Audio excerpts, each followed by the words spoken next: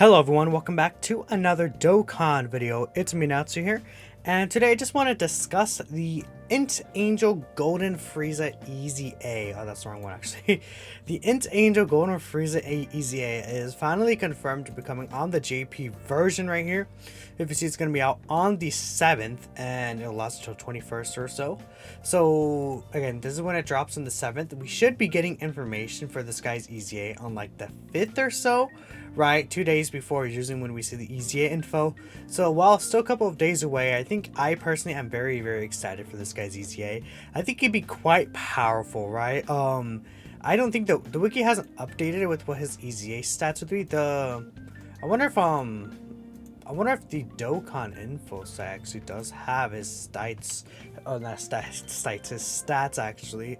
Let me bring this up here. Frieza. Oh no, I guess it would be Frieza like that. Yeah. Where is the Int Angel Golden Frieza? There he is right there. Do we have his Easy A stats at all? No, we don't. Okay, well, that is unfortunate. I do know that his defense, I did look at his defense myself. It is 13,300 defense, yes, which is absurd. His attack stat is probably gonna be around, like, I would say an 18, like a little high 17k or so. So he will have some pretty strong stats, obviously, as a TOR Easy A from this time. Like, these are pretty decent stats right now, right? So I think this guy could be pretty strong. I took some inspiration from the other Golden Friezas and basically looked at his teams, kind of what I would like to see from him specifically. And I took some inspiration from this guy right here, because this guy obviously just does everything. He debuffs, he stacks defense, seals, everything like that. I think this guy's really strong. I did wish that this could have been permanent, low-key. Imagine if it was permanent, 50% damage reduction. That would be insane, right? But yeah, this guy is pretty good. Even now, I think he can still be very solid, at least, right? And I didn't want to remove this, so let's take a look at my design from specifically. So this is the Int Angel Golden Frieza Easy A concept right here. So leader skills are going to be obvious. Key 3 and 170% to Resurrected Warriors. Unfortunately, that team is not really going to be the best ever, right? It could potentially get really good in the next couple of months. Like, again, if if he's in the movie, bro, and he ends up being on Resurrected Warriors or something like that, in some way or another, right? If he ends up being in Resurrected Warriors like that, that could be pretty cool, right? If we get a soul like that. I would say, again, this guy is Easy A, could be coming out. This guy's Easy A. This guy already has an Easy A, right? So this could be a pretty decent, like, team even right now, right? Kid Buu, for this Frieza, never mind. This Frieza actually, I had big bad bosses, unfortunately, but Kid Buu would still be a good option here, right? That is the only thing that sucks about this Frieza. No big bad bosses is unfortunate, right? But like Metacooler, Angel Golden Frieza, yeah, and again, Golden Frieza here, he could get an LR, so that team actually could still be a pretty nice team overall. At the very least, right? In types, 100% doesn't really matter.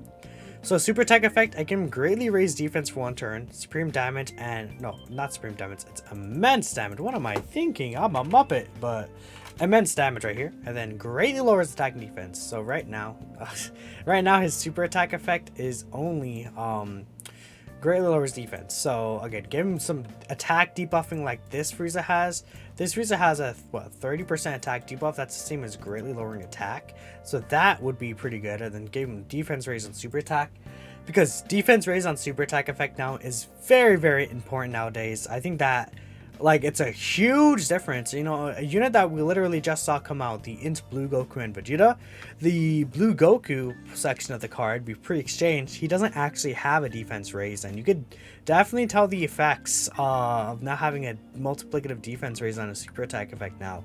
That's just power creep at this point. You need one really, if you don't have like any damage reduction or something, you need one start a turn, on super attack and his passive, and then on his super attack effect, because those 3 are all multiplicative, and especially with like the links and everything, that will end up being a really huge difference. So yeah, I think this is it just feels like Golden Frieza that you do all this different thing. Even in Legends, like, Golden Frieza does everything, right?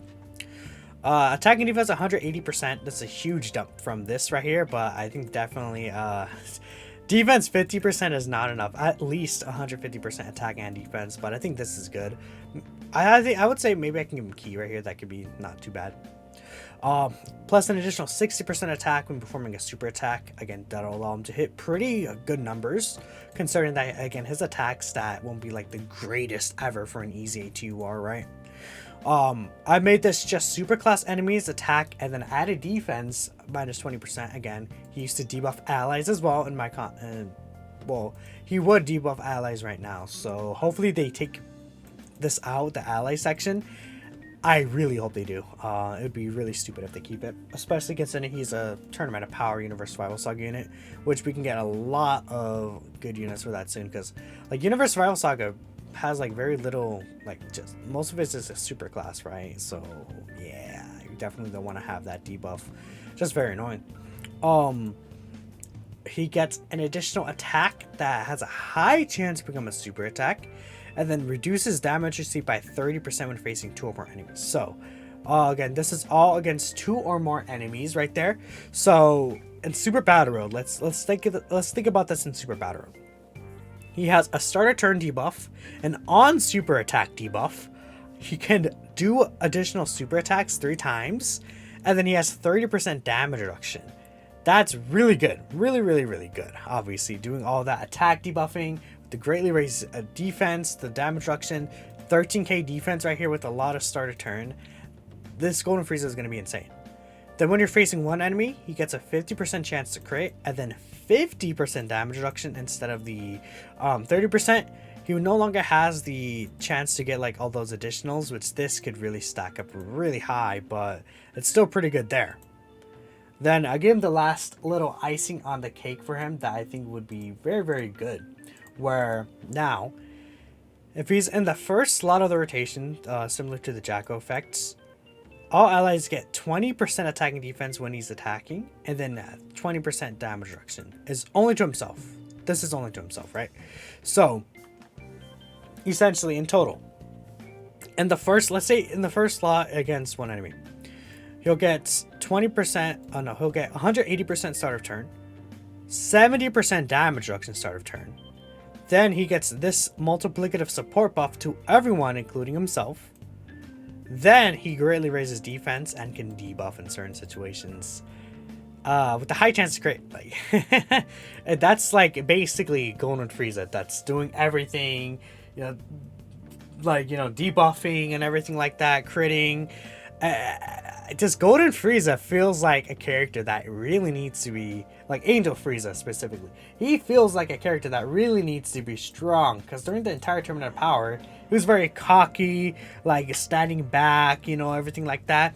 Especially this Frieza where it's from before the Tournament of Power, where he does like the actual, what is it called? The Great Death Beam, right? Where he just kills all those Frieza soldiers like that. That, is a really, really good thing for him to have, I feel like. So yeah, then even in Super Battle Road, again, 50% reduction like that, having the triple super with the greatly raising defense and then the debuffs, right? This guy will, like, even against Omega Shenron, this guy would be really good. Even in Red Zone, because this is only super class debuff, right? And that's just more so for Super Battle Road, right?